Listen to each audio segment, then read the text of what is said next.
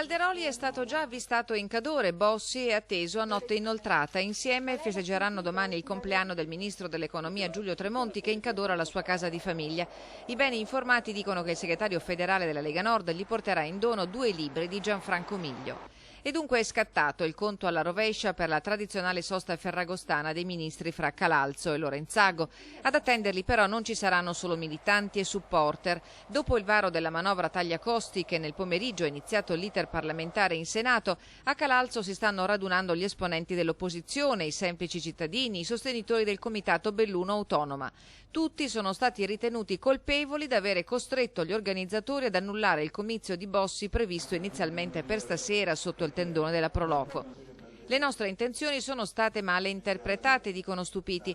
Non fa parte del nostro DNA andare a disturbare i comizi dei nostri avversari. Il comitato d'accoglienza voleva solo cogliere l'occasione per presentare i mali di cui soffre questa provincia, voleva sottolineare con forza la richiesta di autonomia. Sarà, ma il clima è talmente cupo che questa volta qualcuno si è davvero spaventato. Chi ha invece già preparato un regalo ai 3 ministri è il presidente della provincia, che donerà loro la bandiera dell'amministrazione provinciale listata a lutto. Voglio spiegare a Quattrocchi, a Bossi e Calderoli cosa significa la manovra per una provincia come la nostra, dice il leghista Bottacin, che per salvare la montagna bellunese sarebbe pronto a dimettersi. Nella sua disponibilità ha posto la condizione che a lasciare l'incarico siano tutti gli amministratori politici bellunesi ai vari livelli e di tutti i partiti, a cominciare da quelli che siedono in regione oltre che in provincia di Belluno.